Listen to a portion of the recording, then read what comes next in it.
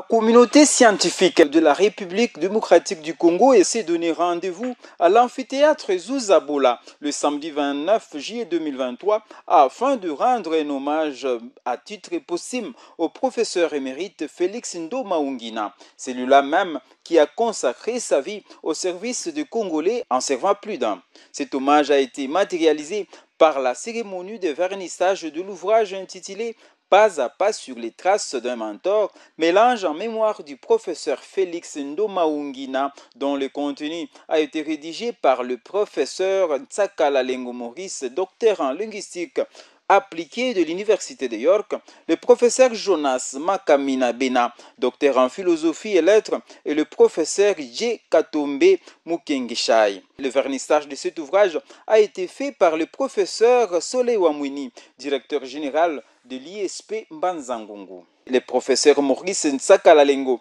à qui est revenu la charge de présenter l'éminent professeur Félix Ndomaungina, se réjouit de l'aboutissement heureux du travail abattu par lui et ses collègues professeurs. Il a également remercié celles et ceux qui ont contribué d'une manière ou d'une autre à rendre visible et palpable cette œuvre de l'esprit conçue pour rendre hommage à celui que le pays tout entier respecte par les loyaux services rendus à la communauté scientifique congolaise. Par la suite, le professeur Maurice Ntsakalalengo ne s'est pas empêché de jeter des fleurs au professeur Félix Ndomaungina en tant que personne, père de famille, puis en tant que professeur dans son double rôle de chercheur et de formateur. Au cours de ses premières années, il est fasciné par les études classiques, le latin et le grec. Par conséquent, il choisit ces deux langues comme option d'études, d'abord à l'Athénée de Girigiri et plus tard à l'Athénée de Kalina, où en 1967, il obtient son diplôme de fin d'études secondaires avec mention. Il se consacre également au service civique tel que le bénévolat avec la Croix-Rouge. Bénéficiaire d'une bourse d'études, le jeune Félix entre en première année de candidature à l'université de Vanium à Kinshasa. Il choisit de s'inscrire à la faculté de philosophie et lettres, orientation philologie germanique. Pendant ses études de premier cycle, il reçoit une bourse d'été du British Council pour fréquenter l'International Language Center de Londres. En raison de la relation spéciale qu'entretiennent alors l'Université de Louvain, Belgique et celle de l'Orléans Congo, les meilleurs étudiants sont invités à envisager leur transfert à Louvain. Félix Ndomaungina et ses compagnons d'études débarquent ainsi à Louvain. Cependant, il va vite déchanter. À son avis, quelques autres étudiants et lui-même sont insatisfaits de leur vie sur le campus. En cause, leur origine. Après un semestre dans cette université belge, il décide de retourner au Congo pour terminer ses études de premier cycle.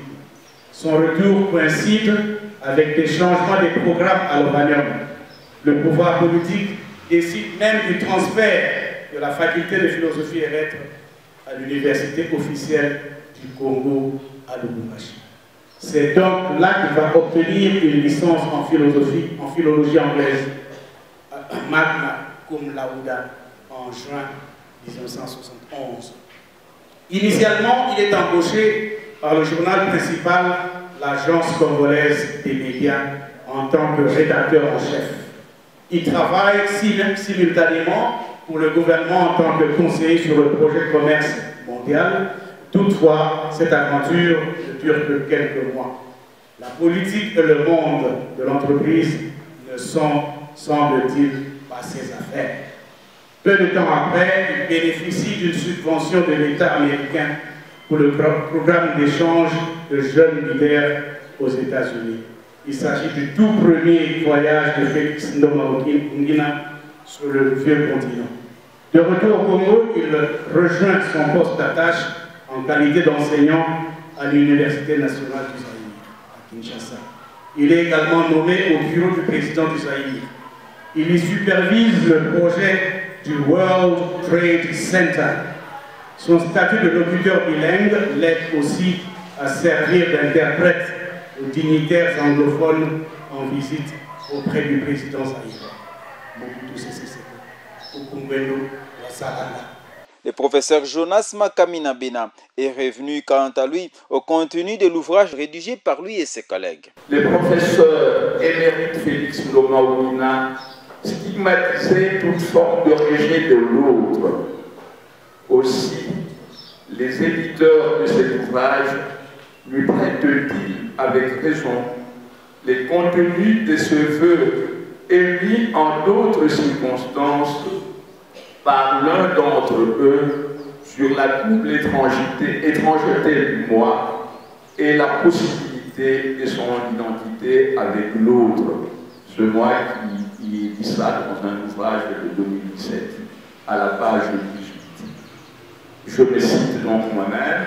Et maintenant, un vœu ultime, puisse ma réalité d'être humain étranger au monde et à l'autre me donner la sagacité nécessaire pour considérer la personne en face de moi comme un autre moi, ce en dépit du fait que cet autre moi constitue comme moi une individualité à part entière, c'est-à-dire un autre moi qui diffère de moi par un ensemble à la fois ouvert et dynamique de propriétés idiosyncrasiques.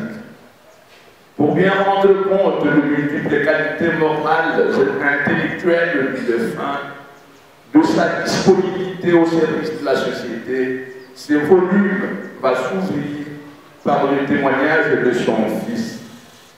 Nous nous proposons ainsi de présenter l'âme dans sa dimension humaine et familiale la plus intime avant de fêter l'éminent savant grâce aux contributions de ses émules, amis, connaissances et disciples à cet ouvrage d'hommage. Le texte de son fils a, nous en conviendrions volontiers, un caractère non scientifique, stricto sensu. Il n'en demeure pas moins important dans la mesure où il sert de témoignage de premier plan de la part de quelqu'un qui, durant de nombreuses années, a côtoyé l'illustre disparu d'autres traits. Il s'en suivra les contributions purement scientifiques. D'abord, celle de linguistique, dans les multiples sous-disciplines de ce domaine du savoir humain. Ensuite, celle de didactique de langue. Enfin, celle de littérature. Dans le paragraphe suivant, nous allons en donner le résumé selon l'ordre de leur reprise dans les volumes. La première contribution est celle de Maurice Lengo Sakala. L'auteur y évalue la difficulté rencontrée par les participants d'une enquête didactique, 5 groupes d'étudiants du département d'anglais de l'Institut supérieur pédagogique de Matsamungu, relative à l'analyse grammaticale de 6 phrases en anglais. Parmi celles-ci, 3 contiennent un syntagme nominal et 10 ont une tâche 1, tandis qu'il figure un syntagme nominal continu tâche 2 dans chacune des 3 autres. Il importe par ailleurs de noter que le syntagme nominaux continu et discontinu de 6 exemples ont la fonction de sujet. Cette étude conclut à l'existence d'une énorme difficulté dans l'identification des syntagmes nominaux discontinus. Après les exposés de ces brillants professeurs enseignants au niveau d'enseignement supérieur universitaire, le chef des travaux Alfred Dikiavuvako, modérateur des circonstances, a lancé les débats. J'aurais voulu que cette étape ne soit pas secrète, parce que chaque contributeur aurait pu apporter quelques précisions sur ce qui a été résumé par l'équipe de rédaction. Et alors, à ce titre, je demanderais qu'une autre série de conférences soit organisée pour donner l'opportunité à ceux-là de pouvoir intervenir sur leur contribution. Aux questions et préoccupations soulevées par l'assistance, le professeur Jonas Makamina Bena et ses collègues ont réservé des réponses satisfaisantes qui ne souffrent d'aucune ambiguïté. Il suffit de rappeler que le professeur Maurice Ntsakala Lengo est détenteur d'un doctorat en linguistique appliquée de l'Université de York en Angleterre. Professeur ordinaire depuis 2004, le professeur Maurice Ntsakala Lengo dispense les cours de grammaire anglaise, de linguistique anglaise et de linguistique appliquée à l'ISP Mbanza-Ngungu. Il enseigne également dans de nombreuses institutions de l'enseignement supérieur universitaire de la province du Congo central. Il a également dispensé cours en visiting à l'Universidad Agostino Neto et à l'Universidad 11 de novembre en Angola. Il a dirigé l'ISP en qualité de directeur général pendant plusieurs années. Son collègue, le professeur Jonas Makamina Bena, est docteur en philosophie et lettres, diplômé d'études approfondies en langue et discours, théorie, enseignement et société de l'Université libre de Bruxelles en Belgique. Professeur depuis 2006, il enseigne la grammaire du français contemporain, la linguistique française, la maîtrise du français oral et écrit, et d'autres cours au Centre universitaire protestant d'études intellectuelles de Bruxelles en Belgique, mais également à l'Université de Lubumbashi.